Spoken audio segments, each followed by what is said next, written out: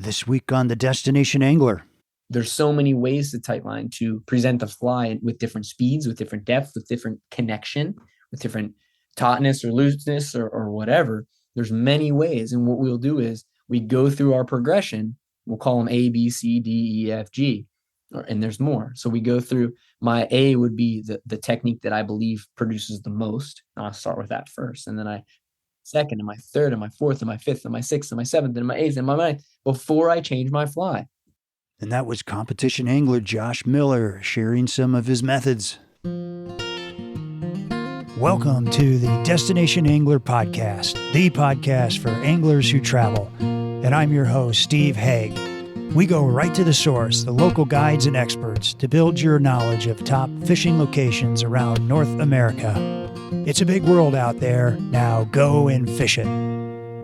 I'm going away for a while,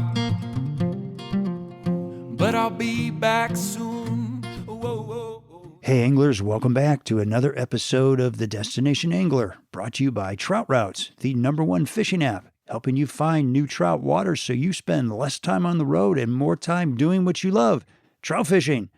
And by Adams Built Fishing Gear, the trusted source for quality fly fishing gear built to last at an affordable price. And by Anglers Coffee, perfecting the coffee experience for the fly fishing community and anglers everywhere with small batch coffee delivered to your doorstep. It's darn near perfect. And by Got Fishing, crafting world-class fly fishing adventures specially designed for your level of experience and budget. Up next on The Destination Angler, we have part 2 of Josh Miller and the Little J. Then we head across the pond to the birthplace of fly fishing. Can you guess? The River Test in the south of England. And be sure to backcast to catch the last episode on the Deerfield River with Brian Comfort. It's one of the finest tailwaters in the East. You won't want to miss these shows. Want to be the first to know about new episodes? Well, head on over to the Destination Angler website and become a subscriber. You'll be entered to win a full year subscription to Trout Routes Pro and a 3-month subscription of Anglers Coffee. Man, you can't beat that. And we'll select a winner on the next episode. Hey, and if you like the show, please be sure to hit that subscribe button and tell a buddy. And today our destination is the Little Juniata River in central Pennsylvania. And our guest is none other than competition angler and Team USA Youth Flyfishing coach Josh Miller, owner of Trout Yeah Guide Service. The Little J is a gorgeous trout stream known for deep emerald green pools, limestone cliffs, scenic stone railroad arches, and not to mention tremendous brown trout fishing. Hailing from Pittsburgh, Josh's journey in fly fishing began as a teenager, propelling him to compete in regional and national events where he eventually secured a spot on Fly Fishing Team USA. In his early days, Josh was a drummer in a band traveling from city to city, and now Josh leads a nomadic life as a competition angler, dedicated guide, teacher, and fly fishing mentor to many, including me. And check out his new book called Euro Nymphing Tips, Tactics, and Techniques. Today, Josh shares insights about the Little J and provides a masterclass on Euro nymphing while sharing stories of the USA Youth Flyfishing team's victorious journey to Bosnia and the importance of the mental aspects of the game. Stick around to the end for a zero-to-hero competition angling story from the Deschutes River. Hey, let's hear from Josh. Well, Josh, welcome to the show. Thanks, Uncle Steve. I love that.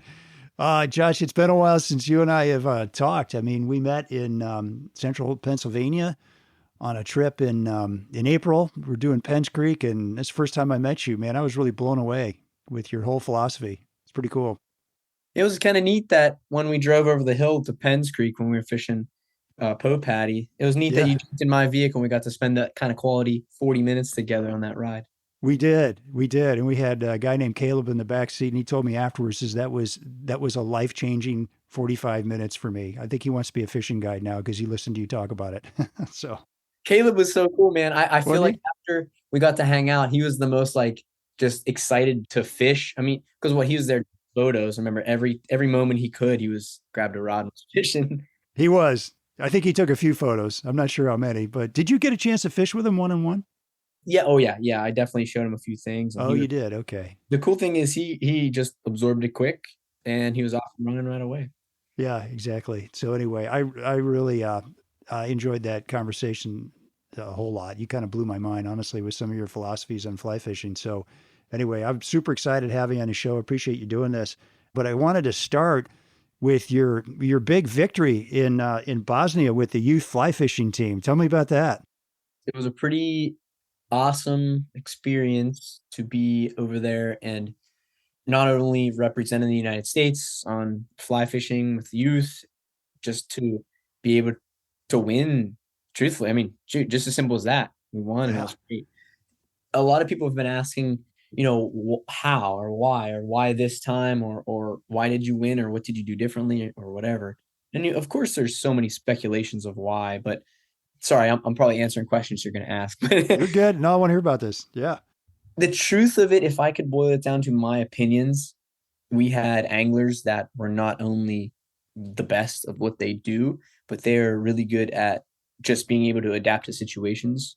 And that doesn't mean just during a session, but that means during the third day when one of them has the stomach virus, and the day before the first session, you break your rod on the bus, and this happens and that happens, or you get there and something. And, the parents were like, what can we expect? I said, well, be prepared to expect something that just throws you off, because it always happens. No kidding. That's a big part of it. But truthfully, something we've been really trying to, I don't want to say the word preach, but something that's really important to our organization is having the mindset to win as a team, and to win, not just individually, but to win as a team for all of us, for our country, for, not just yourself, but for your fellow angler, and for me too. I'm there volunteering 20 days out of my life, not making any money, trying to do, Right. not woe is me, or this is about me at all. It's not, but you know, having that attitude to just do it together it's awesome. And it's not just about fly fishing. It's not just about gold medal. It's about teaching young anglers responsibility, teaching them respect, how to communicate, how to experience life experiences in these different countries. So, you go to, like, you fly to a different country. I don't know. I'm just going to pick a country, Italy, and you go to like the main city and see like the Americanized area of it or whatever. We're going to, like, Poland and Czech Republic, and this time was Bosnia. Anyone I talked to said, "You were in Bosnia? Was it safe?" I'm like, "Dude, yeah, it was like Bosnia's incredible. been safe for a while. Yeah. It's incredibly beautiful. It's incredibly awesome." Shoot, just if this was about changing someone's opinion about places, it was really, really incredible place. But Yeah. what I'm trying to say is, we go to these places that aren't the main city. You fly into there and you drive 5.5 hours to the border of the Ukraine, or this or that, the border of Croatia. And, we get to see that what I feel is more of the true countryside. Right. Right. Did you get a chance to interact with some of the local people much? Do they speak English, or how'd that go? That's like the best part. We love, like, going Yeah. into these little, of course, yeah, the whole time we're interacting with tons of people. We're going into these little stores, little storefronts in these tiny little, I can't call them towns, sometimes just villages, and ordering breakfast. But each country definitely throws its own vibes, or its own flow. Bosnia was really, really awesome. But what made it great was our team manager. So when we go on a world championship, we usually have, there's 5 fishing anglers and 1 reserve, sometimes 2, but this time we had 1 reserve. And the reserve is used to fish some sessions, or watch, or whatever. If someone gets sick, they're like a replacement angler. Right. Can't say the word replacement because that's not the right word. We're a team. They're all equal, but it's just someone that's, So I was, a coach, and then we had another coach. His name's Tucker. He's actually the manager of the team. He was honestly the backbone of the whole thing, truthfully, in our board, of course, at home, the support. But he set up for a guide for the country, not only to show us fishing and fishing spots. You go to a different country and you're like, oh man, like, look at that river. Like, let's just go get some fishing license online on the website. Like, there is no website. There is no fishing license. You need to, like, Bill down the road. He has like the greenhouse by the red fence. You know what I mean? Like, Yeah. they can't speak the language. So it's having like a liaison right away to be able to be with us the whole Yeah, time. that's cool. It's incredible. Yeah. Josh, how do kids get into, I mean, how do you end up going to Bosnia on the youth fly fishing? You take 6 guys over there. How did that happen? Yeah, so we do clinics in the United States, some Pennsylvania, New York, Montana. We're working one in Colorado, hopefully soon. Different places. And they're different times or different places, just depending on like river availability or hotels nearby or this or that, or if there's coaches in the area or whatever. And we have these clinics, and they're a couple days, and you fish with anglers like, George Daniel and Joe Wow. Humphrey and just, I don't know. I'm drawing a mind fart. You? Tons, no, not me, but yeah, tons of incredible world class, or some of the best in the country at what they do, and lunch and food and all this stuff, and board. And then those anglers are then able or encouraged to fish in our national championship. And we use their scores from competition, and we also use their ability to, work as a team. And we watch that. We watch Okay. this, how they interact, and yeah. So your kind of personality, like you say, how they're interacting, are they team players, but also how well they fish? So it's a lot of things. Team players is really the thing, man. It's like when I told one of the anglers, I don't want to give too much personal story because I don't know how they would feel about it. But when, we're out there in Bosnia, and the reserve is going to be this person, and we get there and I see different situations. I'm like, man, this angler is really good at doing this specific thing. So maybe they should fish a session or two, because I think that could give us the advantage. And those anglers, I won't say who, what it was, but they're all, as a team, instead of me just being like, this is the choice we're gonna make. Let's work as a real team, because this is your team just as much as it is mine, or just as much, or whatever. So we all try to come to agreements and things, and then I think the anglers support that better. And Makes sense. I really believe in, I tried to be, and like I said, I don't want to make it about me at all. It's the kids did it, or the young men did it, but just having the belief in your coaches, and having the belief that we want the win just as much as they do. And Yeah, right. If you don't mind, tell me about the kid who won. Like, what was he doing so well that got him? Because there was one guy that got gold, right? yes. So Drew Bone took first place. He's from New Mexico. And then Cage Kostler took second place individually. And then Lawson Braun took fourth place. He was like one fish away from taking third. Man, that would be pretty incredible for first, second, third. But they're just incredible anglers. We had a plan of what we were going to do, and that's maybe how they started, or what they do most of the time. But their instincts kick in, and they just know how to adapt to the situations and catch fish. That's awesome. They're really good anglers. Yeah. Yeah, yeah, yeah. And just for all the listeners here, I wanted to tell a little story about Josh, like asking Josh for a bio. And he's like, yeah, I don't like talking about myself. And I said, well, you got to send me some stuff here. I got to, people need to know what you've been doing. So, Josh, I'm going to read what you sent me, and just know that, folks, that Josh he definitely did not want to talk about himself, but I'm going to talk about him because Josh is awesome and he's accomplished a lot. He's the head coach of the U.S. youth team. He's a signature fly tyer for Orvis and Fulling Mill.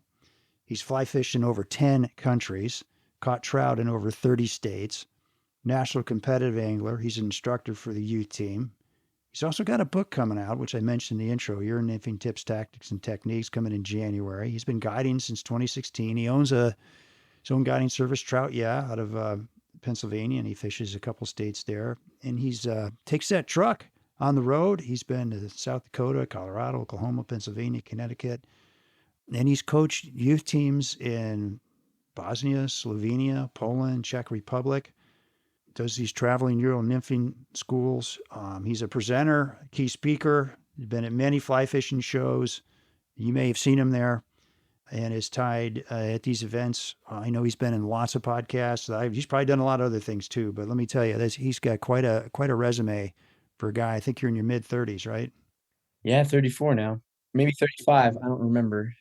Okay. Someone asked me the other day. I was like, dude, I have to do the math. You're too busy fishing. You're too busy fishing. All right. Well, Josh, let's shift gears for a minute, and let's talk about, central Pennsylvania. I know you're from Pittsburgh, but I know you like fishing that central P area. Tell us what makes that area just such an awesome area for fly fishing. Central Pennsylvania is beautiful. We are blessed with incredible trout fishing. We are blessed with great resources, good people, good conservation groups. And Pennsylvania is awesome. We just have a lot of miles of beautiful, fertile streams with brook trout, brown trout, rainbow trout, wild fish. stocked fish, muskie, pike, Huh. bass, smallmouth. There's just so much here.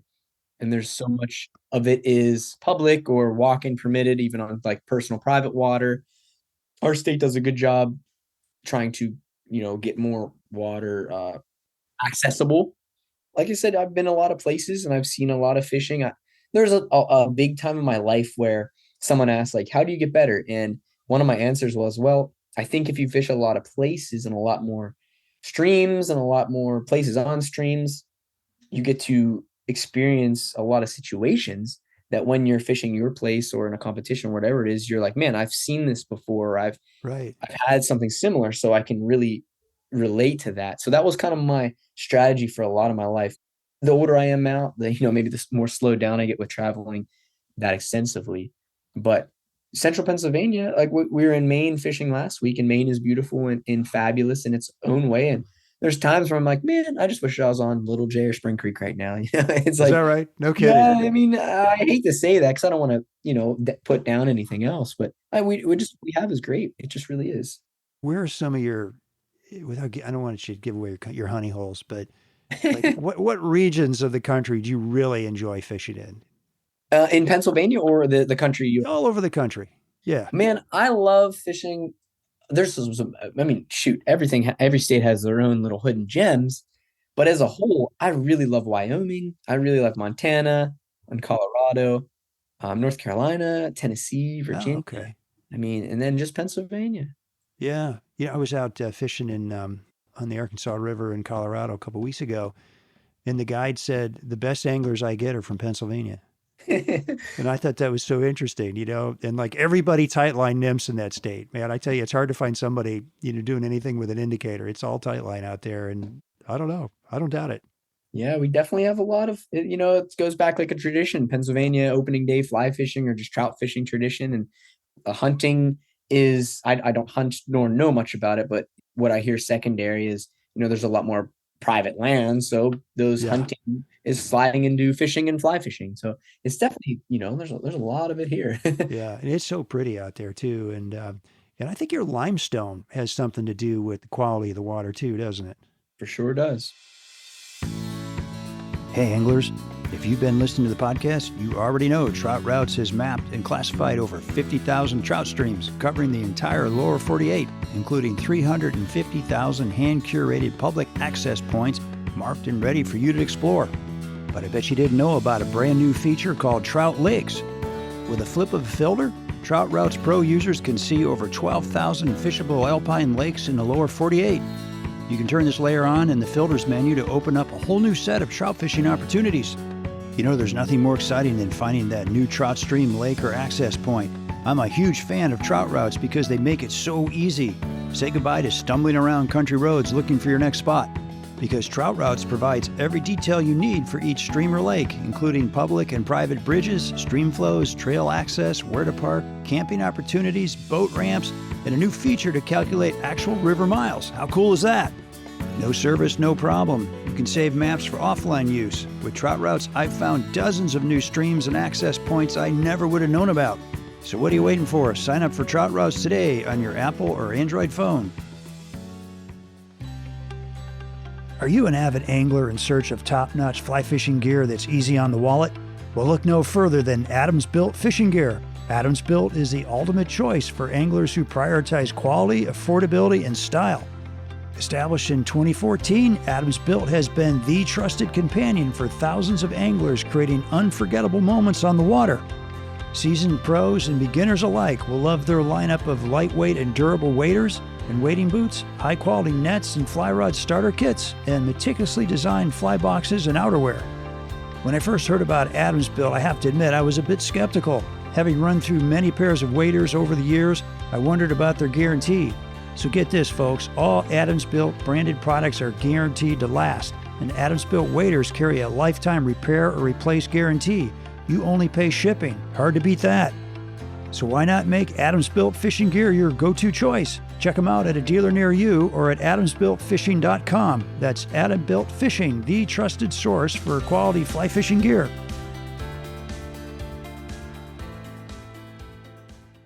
All right, so let's talk about the Little J. or the J? What do you call it?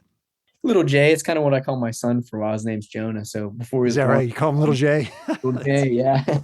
We picked the Two and a right half river for now. you.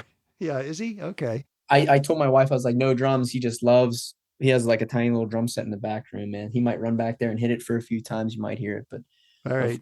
That's cool. Well, you were a drummer once too, weren't you? I was, yeah, for a while. Yeah. What kind of a band were you in?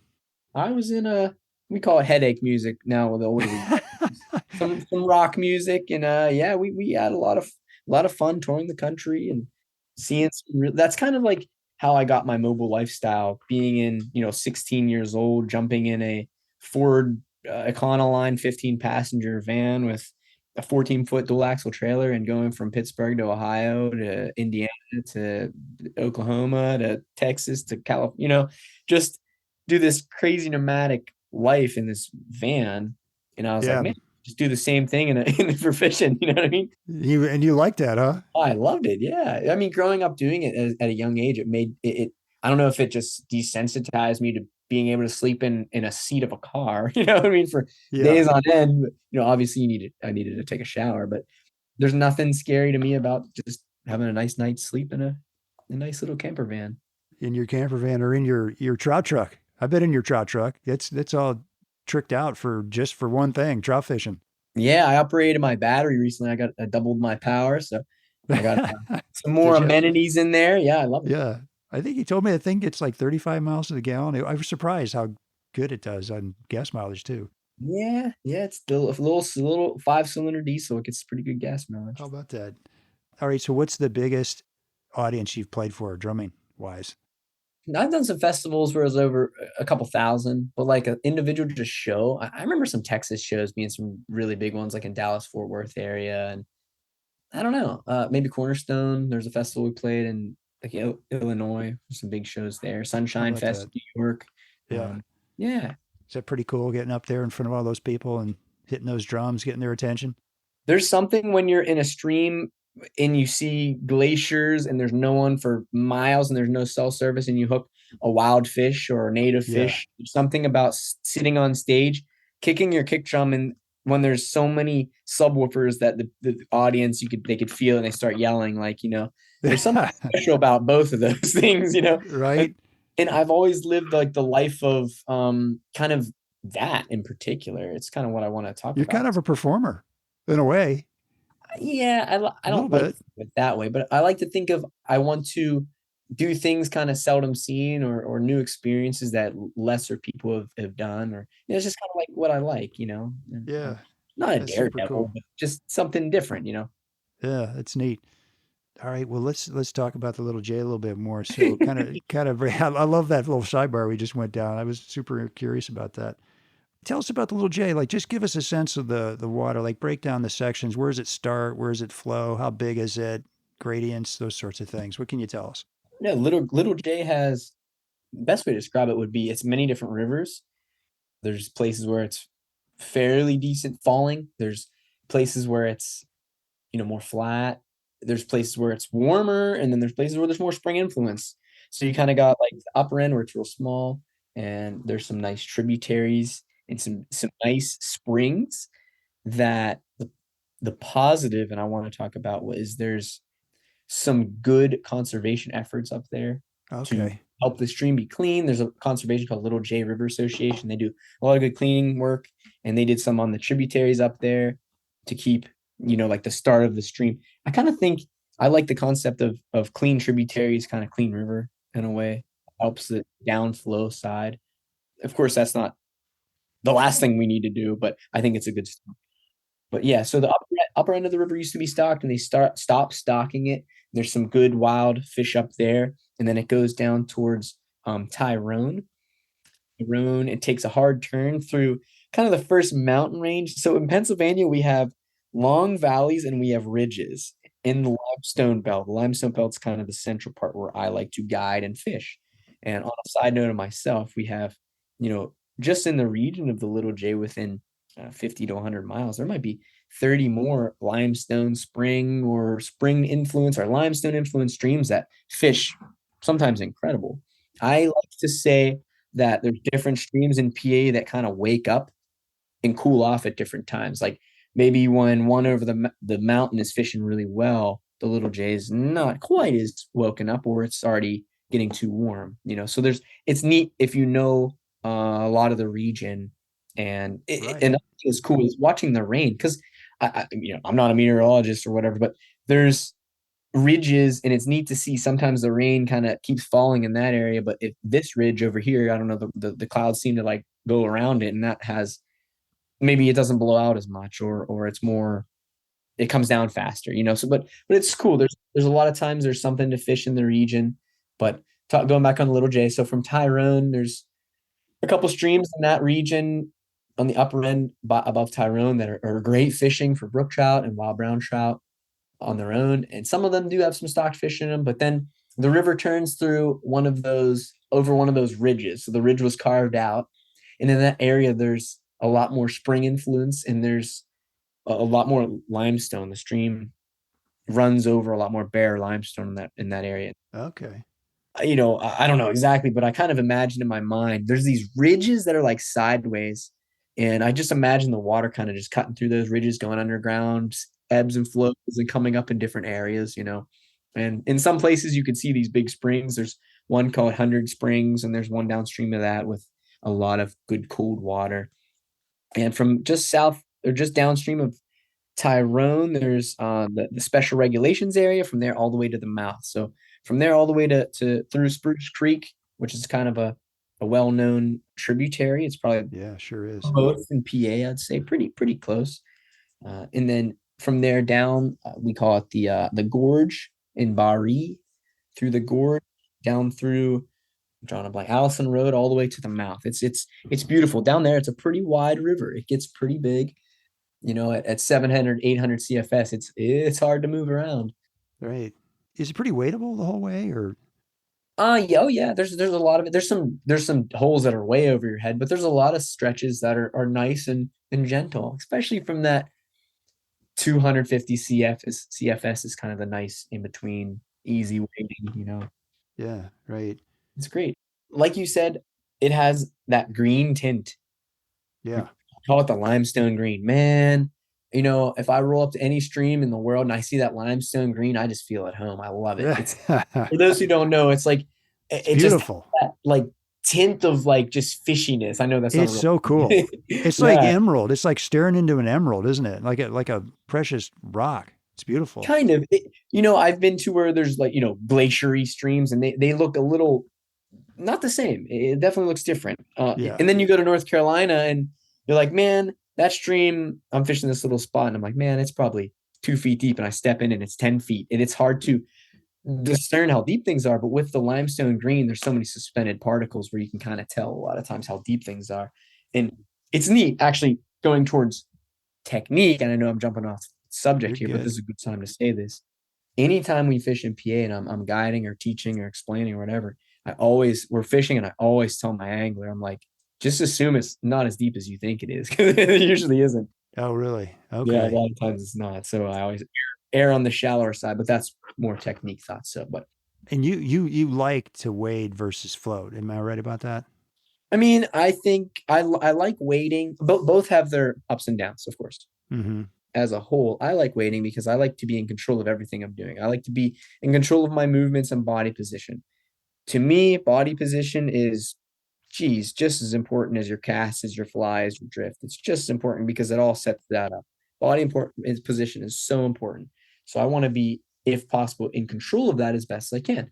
Well, okay, Josh. Well, then how do you fish this huge river? Well, I don't. Okay, well, there you go. Sometimes having a boat is nice. Or if I'm streamer fishing, obviously just covering water is better. If it was a low density river and it was only a couple fish per mile, yeah, I'd rather be on a boat. But especially some of these rivers like the Little J, there's so many fish per mile.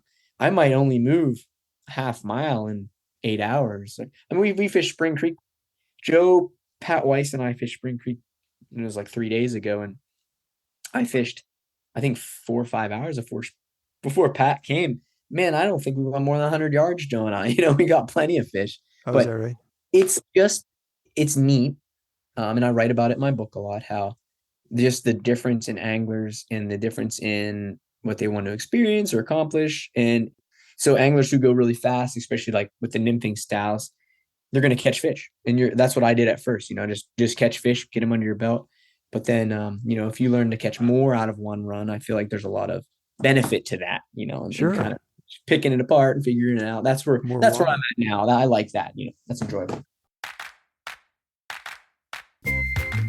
Hey, anglers. You've heard me talking about Angler's Coffee for quite some time now. And I have a question for you. Have you tasted it yet? Well, if you have, then you know what I'm talking about. It's darn good coffee, isn't it? Hey, if you're like me, tasting's believing. And believe me, this coffee tastes great. My wife and I are hooked on it. Angler's Coffee offers an impressive spectrum of flavor profiles, so there's something for everyone. When you're spending a day on the water, you need a great cup of coffee to carry you through, like the Coachman's Blend. Named after the famous Royal Coachman, you'll love the design of the bag as much as the coffee. This blend of medium and dark roasted coffee from Central and South America produces a flavorful and smooth cup with notes of chocolate and baking spices and a smooth finish. Order some today and save 10% with a custom subscription like I did. You pick the coffee blends you want, and they're delivered right to your doorstep. And if you're not 100% satisfied, they'll give you your money back, no questions asked. No kidding. A percentage of each sale goes to some great nonprofit organizations in the fly fishing community. So put a smile on your face, just like I did, and give it a cast. That's Angler's Coffee. Tasting's believing. With so much information out there, it can get darn right confusing and even overwhelming to find the right fishing adventure. Sorting through all the options and fees can be quite the headache. Well, not anymore. I'm super excited to introduce Got Fishing. Got Fishing is a boutique booking agency for world-class fishing adventures around the world. They ensure that you are on the exact fishing trip that meets your skill level, budget, and desired experience. Whether you're a seasoned angler or new to the sport, Got Fishing's personalized service will help you decide which adventure is the best fit for you, your group, or even your business. Worried about fees? Worry no more. With Got Fishing, you won't pay anything extra because their services are entirely free for you. You see, Got Fishing exclusively partners with highly reputable outfitters who gladly compensate them for their services, ensuring a win-win situation. Explore the range of fishing adventures and learn more about the services Got Fishing provides at gotfishing.com. That's www.gotfishing.com. And check them out on Instagram, too. What's a good day for you on the Little J? Oh, Come on, man. I'm going to hear it. Good day. And I'm going to be honest right now. A good day is enjoying what God produced and catching some fish and trying to learn or expand on a technique that I'm working on or trying to understand. Catching numbers is something that I used to really try to do. And I would lie to everybody if I said I didn't care about it sometimes and didn't care about it often. Yeah. But I try not to make that my deciding factor for if it's a fun day or good day or whatever. Yeah. There's times where, dang right, I'm having a bad day if I ain't catching fish. And I don't care how beautiful it is outside. But that's just the mindset. It's if I go into it just knowing that I'm just gonna have fun and catch fish or whatever. But if I'm just trying to learn technique and get better at things, and Yeah. it was neat. I have been guiding a while and a lot, and in Pennsylvania, and I get to I feel like I guided at a good level. I don't know how to say it any better than that, but people say like, how many am I going to catch or this or that, and seeing X angler today or X angler tomorrow or X angler a week ago, I'm like, well, why did that dude catch 30? Why did this guy catch 7? Why did this guy catch 28? Like, and I'm realizing there's so many more variables to fly fishing than just like X or Y. There's so much to it that can make or break the day. Like, people don't understand. Shoot, if I fished those runs yesterday, it might be hard for you tomorrow, even if it's a perfect, beautiful day with no wind and perfect emerald green color. You know what I mean? Right. There's just so much luck and a story. Sorry, I'm really going off here. You're good, man. I want to get into all this stuff, so you're perfect. This is the stuff that I love, So I was on Big Fishing Creek when we did it. We were doing a competition, and I was fishing a beat's worth. So a beat's worth might be 200 yards. So it's a stretch of stream that's not the river we're going to fish tomorrow, but it's upstream just a little ways, or something that's similar in practice that I can feel like I'm can relate that to tomorrow. If that makes Yeah. sense. So I fished it for, maybe 2 or 3 hours, about a beat's duration. And I caught, I don't know, I don't remember, 20 some fish or whatever. And I was like, okay, so now I have like a starting point, because in practice, obviously I'm not fishing my highest. I'm just kind of fishing and figuring it out and learning. And also I always try to think, because it's true, that there's always going to be better anglers than me at these competitions, because there always is. So going into the session tomorrow, I'm like, how many do I need to catch in that amount of time in a beat's worth? At least 20 some, right? Yeah, maybe. Yeah, I got you. Yeah. So, I jump in the river and my session starts and I miss a fish first cast. I literally remember exactly where it was. I was like, oh, and sometimes just that alone can throw my mind off, because sometimes I'm learning that, and we'll talk about this, but I really think that a lot of fly fishing, a lot more percentage of it is mental. It's mental Really? ability to, oh yeah, definitely. But so putting that in a box for a minute, getting in my session, I missed that fish. I fished for a little while and I remember catching my first one. I'm putting it back safely and then fishing a little farther, dropping one, missing another one, dropping one. So that means, I hooked it in some time during the fight, it popped off, Yeah. which at that point, now I'm like static. I'm a little frantic, and I think I landed, I don't remember exactly, maybe 5 or something. And I try to go with a smile, but everybody can see it's, I wear it on my shoulder. It's just who I am. I try not to. And I can talk about that later, but they walk back and like, how'd you do, Josh? How was it? And I was like, oh my gosh, it was, Tough day. yeah, tough day. I caught 5. And they're like, dude, the most caught was 6. I'm like, Oh, really? Okay. or 7 or something. I was like, what? You know what I mean? Like, Because I know you've had days where you go out and catch 100. but here's the point to the story. There's 2 points to it. You know, if I wouldn't have got mental, I wouldn't have dropped as many fish because I was too frantic instead of just having fun. And once I learned that and the last competition I did, I took second place, the Team USA event in North Carolina. And maybe it isn't just because of that, but I just went and had fun. I tried to change my mindset because I'm like Relax a little bit. that, but I realized it was hindering me. So I said, and a lot of people listening to this right now would be like, dude, he's fly fishing. Why isn't he having fun? Well, we do things for different reasons. When I'm out just fishing, then it doesn't bother me. But I like the aspect of competition, not just to win, but I like the aspect of competition because where it's got me in life and where it is pushed me to be as an angler. I get to do these things and fish with anglers who are the best at what they do. And I learn from them because I've been able to, or whatever. I'm being blessed to be able to be in this arena to fish with those people. Sometimes there are days where it's frustrating, and there are days where I come down with my head down. But as a whole, I love every moment. I do. I just love it. So I just want to like stop that attitude, because people do get like bummed out when someone's like, man, how can fly fishing be a competition? Well, some people don't like basketball. Some people don't like football. It's okay. I like the aspect of competition for it. Makes sense. But it's not for everybody. And if we have that attitude towards it, then it should be just acceptable. It doesn't need to be something that everyone's agrees with, but it is what it is. And Josh, tell us how these competitions work, because you draw on a beat, right? Like you just are given a beat. You don't get to choose, right? It's like there's 15 beats and 15 anglers. You're gonna fish 5 of them, right, or something like that. Tell us about that. Yeah, kind of. So each competition has different formats as how many days or sessions we fish. So just like a 1 day event might only be 2 sessions. And you're right. It's just a random luck of the draw. I get beat 6 and I was like, oh gosh. So beat takes me into my next, before we do that. Yeah. So you just get a random beat and you have a judge with you and you're assigned maybe 100 yards or 200 yards over the river.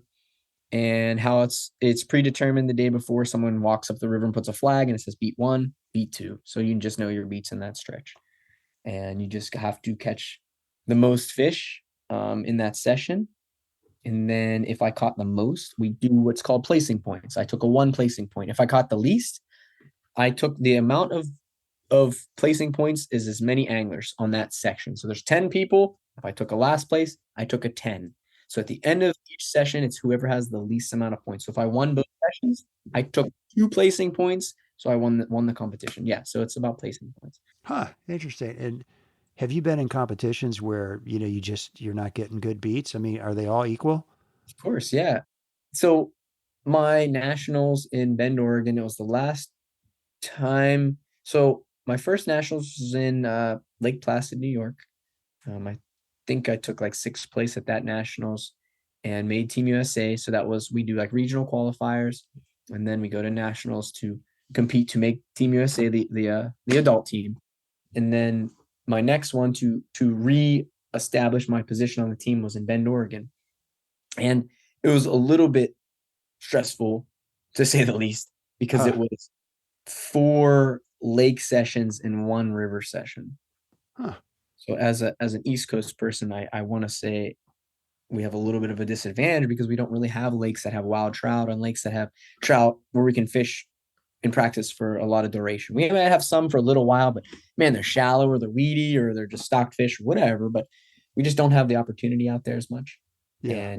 And going out there to some of where the team lives, that they're incredible anglers, but this is where team really shines. So I have to now rely on my teammates, and they help me out with figuring out the lakes, what we had to do. But getting down to it, I think I was in like, I don't know, pretty good placing going into my river session. And we heard when we were the beginning of the competition, we all get together, everybody, like all the judges and all the anglers and everything. And I remember them saying something vaguely about beat 1 on the river. It's like, they're like, oh, we apologize for beat 1. It sucks. You know what I mean? It was just, we ran out of Really? They admitted it. Oh my gosh. Yeah, I don't remember exactly. Or maybe it was just conjured in my mind because I was so scared. But yeah, there was something about beat 1. And in every session, I think it took a last place or a second to last place or very close to that. And going into that, and I won't say what angler fished it, but there was anglers that I think won world championship on the youth team that were incredible anglers. So mentally, I was like, oh well, I got beat 1. I'm going to take a last place, and that takes me out of making Team USA. Just something simple like that, the unluckiness of it. But I went into it with a different mindset. My teammates calmed me down, and this was in 2019, I think it was, or 18, I forget when it was. But, from getting married and having a kid and being a father, being a homeowner, being a full-time guide, now coaching, I realized how much of a burden I was on some of my teammates for being too mental, because it definitely rubs off. Like watching some of the young guys over there and getting in your head too much. Yeah. Hurt the whole team. So it's cool that now I know that, but I feel bad about, being so mental about it. Yeah, super interesting. Yeah. But knowing that you drew the bad beat of the only thing that you're quote good at, it's the river, But the cool thing was, the blessing of it, I went into my session just trying to fish and catch 1 fish. And instead of just jumping into the water, I waited for the session started there 3 hours, and I waited for the shadows to go over the banks on the Deschutes River. It's upper Deschutes. Okay. Yeah. And fish felt comfortable and came out from the bank because they've been walked on the last 10 hours from competitive anglers. Those fish are so scared, in my opinion, thinking about it. So you waited. You didn't just jump right in. You waited. No, I waited and tried to do a different, a different approach. And this is another reason why I think mindset it's a skill, but I'll explain it in a little bit. Mindset is a huge part of fly fishing. But yeah, so I waited and I wouldn't let my fly hit the water until I was okay with my cast. It would hit the water, I'd get a bite, and I'd pull my fly out. I'd wait 5 minutes before I made another cast. I'd let those fish show me where they were, and I'd analyze where the bite was. I'd analyze how they ate the fly. I'd analyze if I needed to make a weight change because I missed the fly or missed the bite because maybe I wasn't quite connected with it tight enough, or maybe I was too connected and I felt the fish simultaneously of seeing the bite. So there's a lot of analyzation at a high level in that to, because I call it conversion. You need to have a bite and that fish needs to go into the net. You know what I mean? I can't convert that thing. I guess. So what do I do to convert that? What do I do with my body position or my rod angle or my weight or my tippet length or everything? Because that's all very important things that can change that outcome. So I just, took my time. I'd catch a fish and bring it to the controller, and then I'd go sit on the bank and relax. And was the controller going, dude, what are you doing? Get out there and fish. Yeah. For the first 30 minutes, he's like, what are you doing? Why aren't you fishing? I'm like, That's not right. Well, I was mentally thinking just catch one. And that was my motto with the US youth team the whole time, every session. I was like, what's our goal? And they're like, just catch one and then catch the next one. Like, don't worry about the goal of needing to catch 40 or whatever some session. Worry about the next Just fish. catch one. So my kind of philosophy with fishing is when you catch one fish, especially for the anglers out there who sometimes maybe do get to travel or they're going somewhere, this or that, I like to just get one under my belt. I like to just get a fish. And I even talked with Pat about it this week. Like, Now, who's I was like, Todd? Pat, do you feel about holding a fish in your, just like catching a fish and just physically seeing it, physically seeing its body shape and size and how full it is and how and where it ate and where it was and how it took your fly and how it fought gives you a lot of data on the rest of the fish. Like it gives you intel on where they're going to be potentially or how much they're eating or so if you just catch one and have that attitude, it's going to help you catch more, and it gives you confidence in your fly, it gives you confidence in your technique because it obviously worked. So that's kind of like, my motto on guiding and fishing or whatever. Yeah, But yeah, yeah. And how'd you do that day? I think I took a second place on that session. Really? So you did Yeah. okay. You turned that around, man. Yeah, I took second place. I caught in the high teens. I think there was a lot of single digits or less cut out of that beat. Yeah, and I took fifth place for that nationals and made Team No USA. kidding. Made the team then, huh? But truthfully, the victory of me doing well was way just shadowed by my like Your sadness, mental. negative attitude going into that. And I just like, I learned a lot. I just learned a lot from that. So That's super cool. I remember you telling me that story in Pennsylvania. Love that story. I love it. Yeah. But it's a learning moment, Yeah, yeah, yeah, yeah. All right, so let's talk about tightline because it's really popular in certain parts of the country and not so much in others. But in your mind, what is it that makes tightline nymphing so darn effective? Man, it's the connection to be able to see bites and fish different water depths in different areas that are definitely less effective with other techniques, or maybe in some ways there's the other techniques you have to be really advanced to be able to catch fish in some of the water that tight lining just makes it's honestly sometimes just easy. It just works, Yeah, right. All right, so tightline. What's your setup? How do you go about it? With tight lining, I like to use a pretty light leader, maybe a 4x leader for my fly line, sometimes 4.5x, sometimes 3x. I adjust my leader depending on what I want the flies to do, or with wind, with casting. If I'm using really heavy flies, I'll use maybe a little heavier leader. I'm using really light flies, maybe I'll use a lighter leader. If I'm floating the cider, maybe I'll use a little bit heavier cider to encourage it to float a little more. But there's definitely some adjustments that can be important, or just some adjustments that seem crazy, maybe just to catch one or two more fish. But that's sometimes what we try to do to catch those hard ones or the in-between fish. Yeah. But I think a lot of those adjustments are what make it fun for me too. Just figuring something out and it working. It's cool. Right, right. And so you're talking when you say your fly line is like a 4x fly line, you're talking about because I remember you had like a lot of cider. Yes. Yeah. So some of the material we use it's used as cider, but we just use it as a full leader. So there's material called Pierre Simpi. There's other bright leaders too out there, and materials that we find and use that we use it as cider, and sometimes we just use the whole thing. Your whole leader can just be cider. Right, right. And then you really sort of measure your tippet lengths too. I remember you kind of use an arm length armpit to and then to shoulder and then two full arm lengths to measure out your leaders. And tell me about why that's so important, knowing how long your actual tippet material, I should say. Absolutely. Measuring everything's important, from the knots in between your tapered leaders or your level leaders, your cider, knowing what they are so you can replicate it.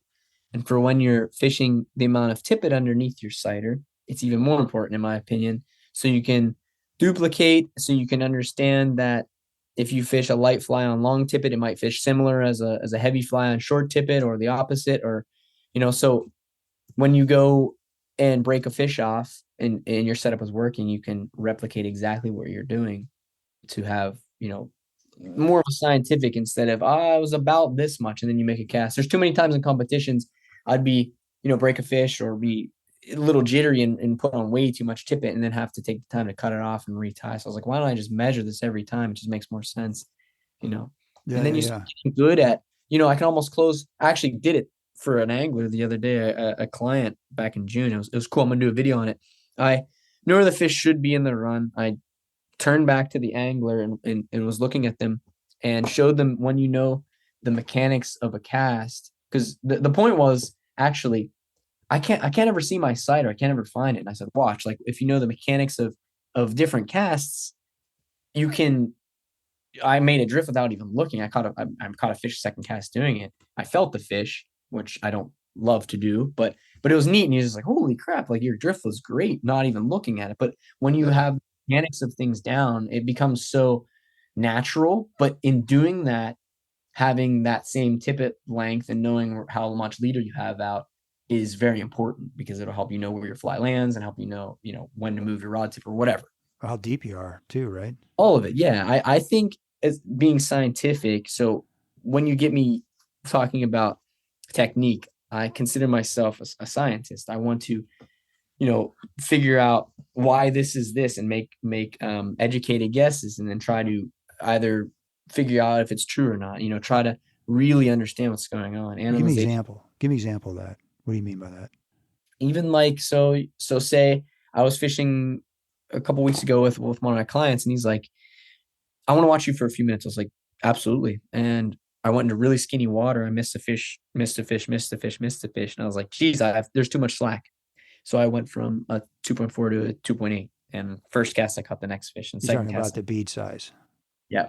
It was the difference between just having a little more connection. A little more weight. So the bite was just a little faster discerned. Huh. And I'll discern that bite faster.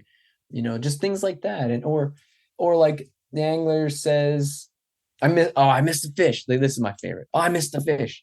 And I said, wait, stop. Like, no, you didn't. Yes, you did miss a fish, but that fish gave you so much information if you're willing to stop and analyze what happened. And they're like, okay, so I got the bite there. And I said, well, what's there mean? And they're like, well, I just casted and I didn't really make connection yet. And I'm like, well, so then that means the fly is falling and there's less tension on your fly. So the fly was, kind of, I imagine it like fluttering down through the water. Right. Where if I had a heavy fly, it might sink too fast and it might be too unnatural to fish, and it didn't eat that. So, there's just a lot of scientific things we can figure out. So then, okay, how can I make the fly flutter longer? Then I go to floating the sighter and fish even a lighter fly, and I can give it controlled slack and get that fly to flutter throughout the column longer and pick up more fish. A lot of it comes with, what's the goal? What are you trying to accomplish? When you kind of have that mindset, then you can think of like, what can I do to accomplish this goal? Well, what kind of goals would there be? I mean, we're trying to catch fish, but they're probably much deeper than that on your goals, aren't you? Of course. Yeah. What do you want the fly to do? So like in Bosnia, the goal is to get the fly to rise because the grayling like it to rise. We're like on Spring Creek yesterday, the other day, they wanted the fly like just right in their face is suspended from the bottom. They just how they wanted it, just seemed to be how they wanted to eat it. Okay, I see. We call it how fish want the fly. Joe and I, Who's Joe real quick? Tell people who Joe is. Joe Clark's a great dude. If you know Joe, you're lucky because he's just one of the best dudes out there. He's your partner, isn't he? He's my partner in Trout Yeah. Okay. So what we talk about is we feed the fly to the fish the way they want it. So we have different techniques with tight line. People think tight line is just like, I throw my nymph out there and I like pull it or like I hold it or like this and that, which are both true. There's so many ways to tight line to present the fly with different speeds, with different depth, with different connection, with different tautness or looseness or whatever.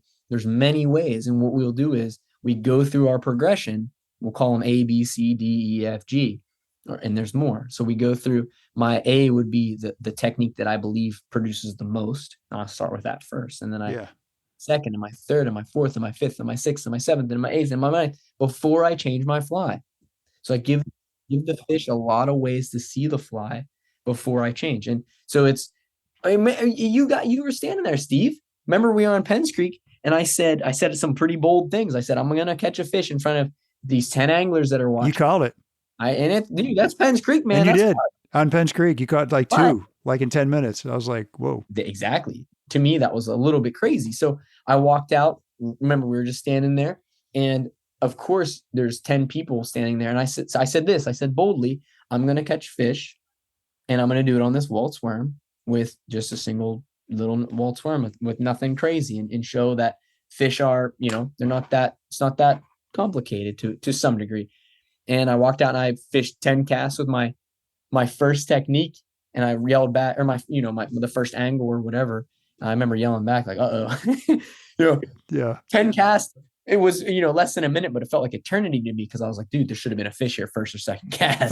Folks, I got some video of this, by the way. If Josh lets me, I'll put it out there. It's crazy. So then I switched to my second. I don't switch flies. I switched to my second technique, not my best, but my second best of producing over time. And scientifically, how I figure that out is I just catch fish over the last 20 years tight lining. And, I kind of A, B, and C moves around sometimes because I get better at something else or I figure something else out. But so, the B technique I do, the C technique, I think I was down to like my D or E and first cast with it. I remember I was like, I'm going to change my cast and do something that's crazy. I did the Colorado drift.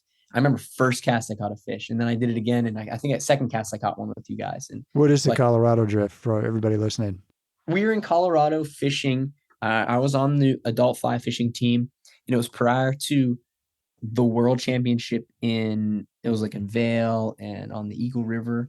I wasn't fishing on the team, but I was a part of Team USA, and I was there with the guys that were fishing. And I was pre-fishing just for fun, Joe and I, on the Eagle River. And there's these rocks. The Eagle River isn't too wide where I was at, maybe 30, 40 feet. And there's these rocks that were just out of the water, just submerged.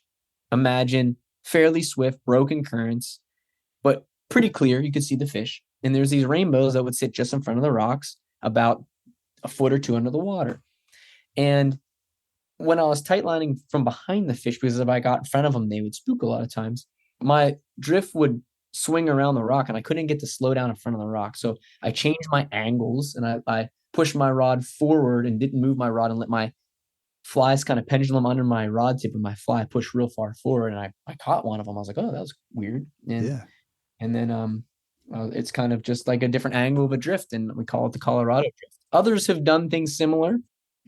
Ken Crane showed me something called a downstream drift, which is very similar. He did before, but it's just something we did, and it was a process of seeing fish, and instead of just walking past them and going to the next one, we're like, how do we catch those fish? What can we do differently without changing our fly? What can we do with manipulation of our technique to a high level?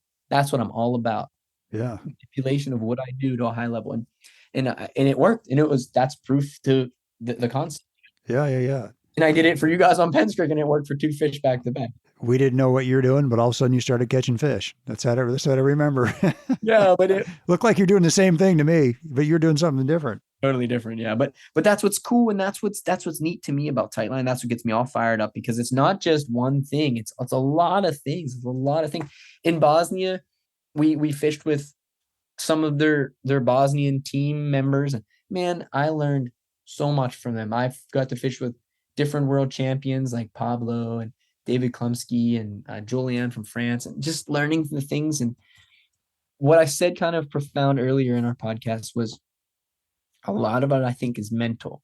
So when I break down fly fishing, I've said this maybe on one podcast before, but if someone's like, so break down fly fishing for me, like, what is it? And I'm like, well, not just fly fishing for fun, but fly fishing in thinking tight lining or check nymphing or whatever you want to call it, and thinking to catch a lot. So that's kind of, or to catch harder ones or to catch whatever. Not just specifically big fish or this or that. It's just, how do I catch a lot of fish? And, if you take that into consideration, I think fly fishing is a percentage of physical skill, because I watch these anglers. I take anglers that have never fly fished before, and I'm like, do this, and this. And in 10 minutes, they caught 4 fish already sometimes. I'm like, dude, like, that's not that hard sometimes, Yeah. Right. And I'm like, physically, they could do it, and they never fly fished. It's not that. I mean, maybe that's an easy day, or the conditions, or this and that, and that's part of it too. But just showing that sometimes it's not that crazy. So a percentage is physical skill and technique. An equal part is mindset. It's understanding like the approach. It's understanding that on Spring Creek, if I take a step and spook that fish right there, it's going to swim upstream and spook the next 6. Or if I walk to the top of the run, I'm only going to catch 1, and I can pick my way up through and catch 6 if I work from the back up. There's so many ands ifs. There's so many, but that's where I think anglers who catch more are thinking about, or maybe sometimes they're not thinking about. We call it fishiness. Some people just have the instinctual things of just fishiness. I watch the youth at the youth clinics. I'm like, dang, this Fishy kid, dudes. they're just fishy, you know. And Yeah. truthfully, I don't feel like I was that fishy. I felt like I needed that repetition of fishing 30 places or 30 states or whatever, and learning just the long way. You got fishy. Maybe sometimes I feel like I'm not. Well, I mean, you said earlier, an analytical thinker, and but this really plays well into what you're trying to do here. You're trying to learn all the time from the water and from the fishing. Yes. Yeah. Well, there you go, folks. That's part 1 with Josh Miller. Hey, thank you for listening, and be sure to stop by for part 2 with Josh in just a couple of weeks. We'll be sure to post Josh's contact information on the Destination Angler show notes and some amazing pictures he sent me on our Facebook and Instagram page. You can DM me or email me with comments and suggestions at shaig50@gmail.com. And if you like the show, please share it with a buddy. As always, our music is by A Brothers Fountain. Hope you enjoyed the show, and we will see you again soon. Tight lines, everybody. Well, I'll go from the land to the shining sea. But I know there's more to life than what the eye can see. Yeah.